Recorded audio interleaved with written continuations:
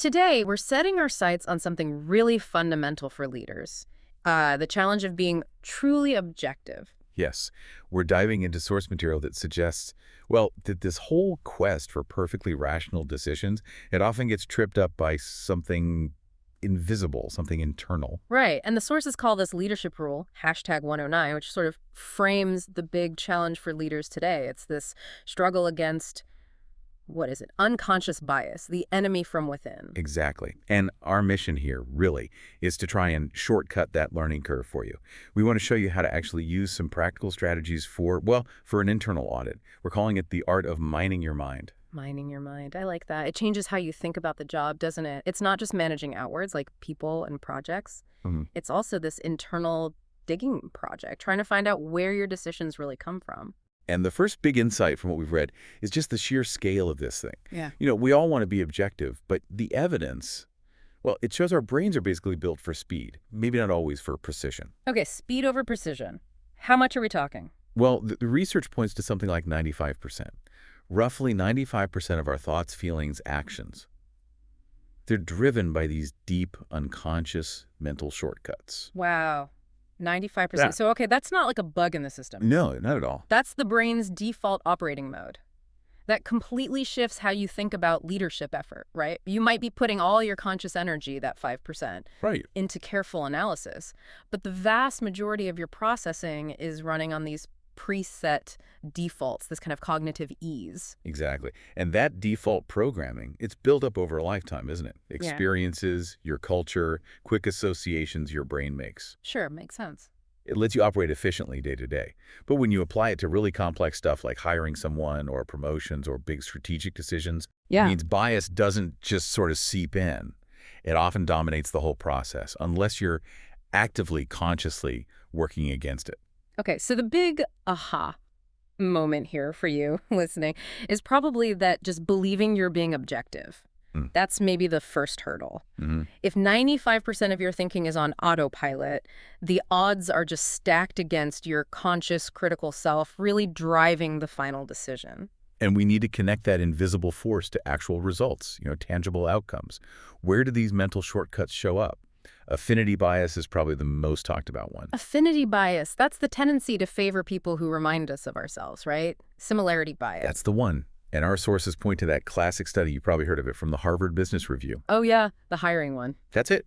They found managers were consistently prioritizing candidates who felt familiar. Maybe same school, similar hobbies, even just a communication style they recognized. Over applicants who were, on paper, actually more qualified. Exactly. Yeah. And that specific issue, prioritizing comfort over competence, that's a huge strategic liability. But affinity bias, it's just one piece of the puzzle.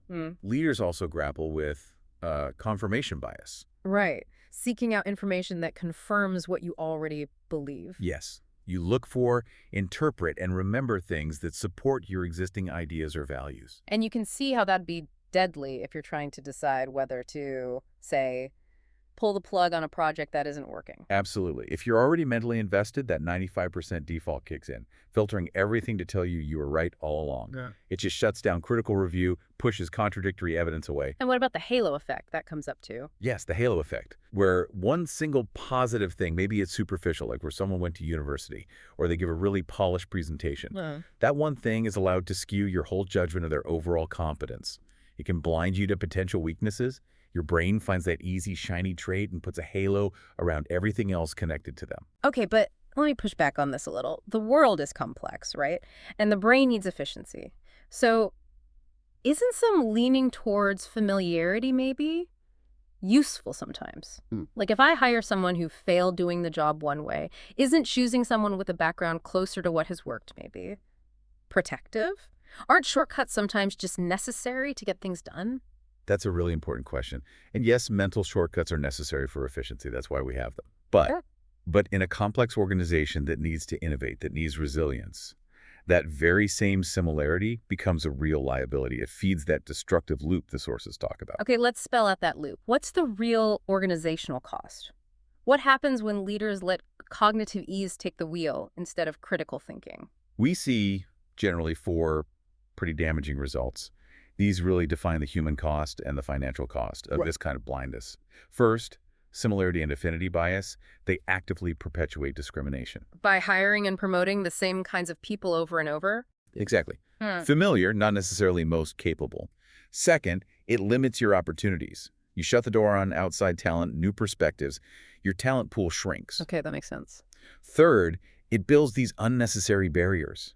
The team can become a kind of homogeneous echo chamber. And fourth, maybe most critically, Yeah. it pretty much guarantees that the organization overlooks valuable insights, especially insights that contradict the current way of thinking, the very things that could lead to breakthroughs. So when you line up those cognitive errors, affinity, confirmation, halo effect with those outcomes, the message is pretty stark. Unchecked bias doesn't just make you unfair. No. It makes you a less effective leader. You're actually failing to use all the intelligence available to your organization. Precisely. Critical thinking, in this context, means seeing how those subtle personal preferences, like the comfort you get from similarity, end up limiting the whole group's success. It stifles innovation. Right. But the good news is the sources do offer a way forward, this mining your mind strategy.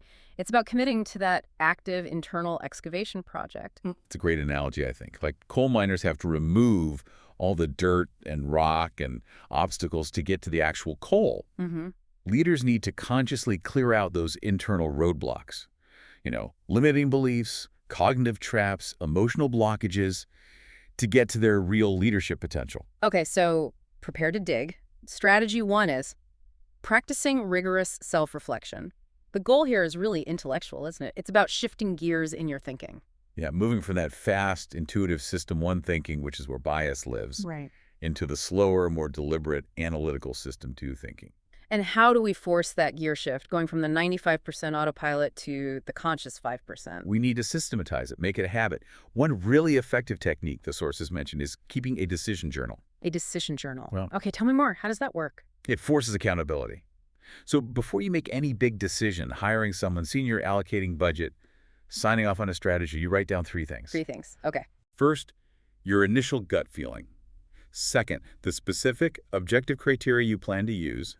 And third, this is crucial, the explicit assumptions you're making Yeah. about the outcome, about the people involved. Kind of writing it down before you decide. So you create a record you can't easily rationalize away later. Exactly. It forces you to confront those 2 key questions that are part of this framework, the mirror questions. And what are those questions, the ones that really pull you into that deeper System 2 thinking? First, what assumptions am I making about this person or situation?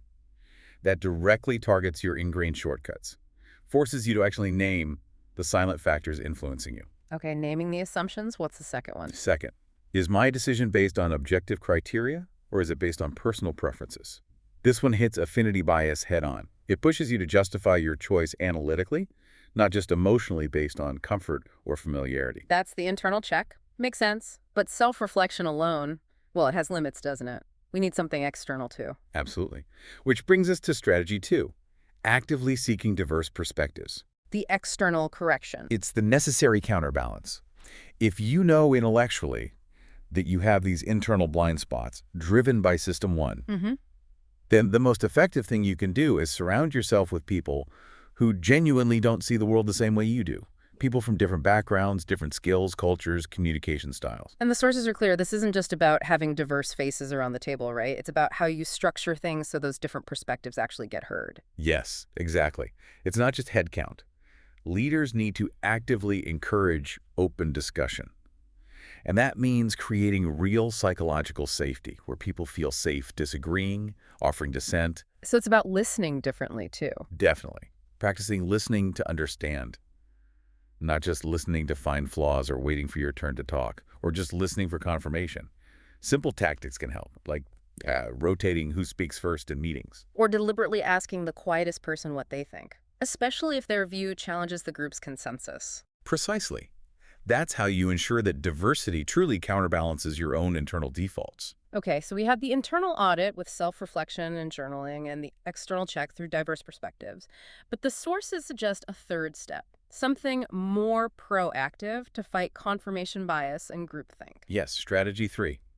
Implementing premortems. Premortems, explain that. It sounds counterintuitive. It is, a bit. It's an organizational strategy where before you launch a project or make a big decision, You imagine it's a year later and it has failed, completely failed, catastrophically. Okay. And then you ask the team, okay, it failed. What went wrong? Ah, I see. That's a clever twist. Instead of planning for success and reinforcing your existing beliefs, hmm you force everyone to generate plausible, specific reasons for failure. Exactly. It compels the leader and the whole team to consciously look for risks and consider perspectives they might normally dismiss because of, well, cognitive ease or just wanting the project to succeed. So you're basically mining for weaknesses before they actually happen, before they become real problems. You got it. It neutralizes that comfort zone that often leads to flawed decisions in the first place. This has been a really, really powerful deep dive. We started with that kind of shocking but necessary truth. 95% of what we do is governed by these default programs. Bias isn't a bug, it's a feature of how our brains work. And the path to being a more effective leader isn't about somehow eliminating that 95% you can't. It's about strategically using that small, conscious 5% much more effectively. Which requires that commitment to self-reflection, maybe through journaling, The discipline to seek out genuinely diverse views and actually listen to them. and maybe the proactive challenge of doing premortems. Right. And if you connect all this to the bigger picture, the real goal of mining your mind is to, well, excavate those internal obstacles, the limiting beliefs, the cognitive traps that stop you from being as objective and effective as you could be. It really transforms leadership, doesn't it, from just relying on comfort and familiarity. To this dynamic, ongoing process of critical examination, constantly questioning. It forces you to actually move away from comfortable familiarity and start seeking out a bit of cognitive friction.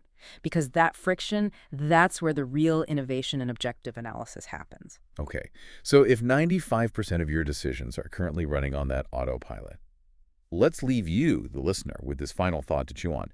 What concrete mechanism, maybe it is a decision journal, maybe it's structuring your next team meeting differently, maybe trying a pre-mortem, what will you put in place, starting today, to bring even just 1% more of your critical leadership decisions under the rigorous microscope of that conscious System 2 thinking? Time to start digging for that cognitive coal.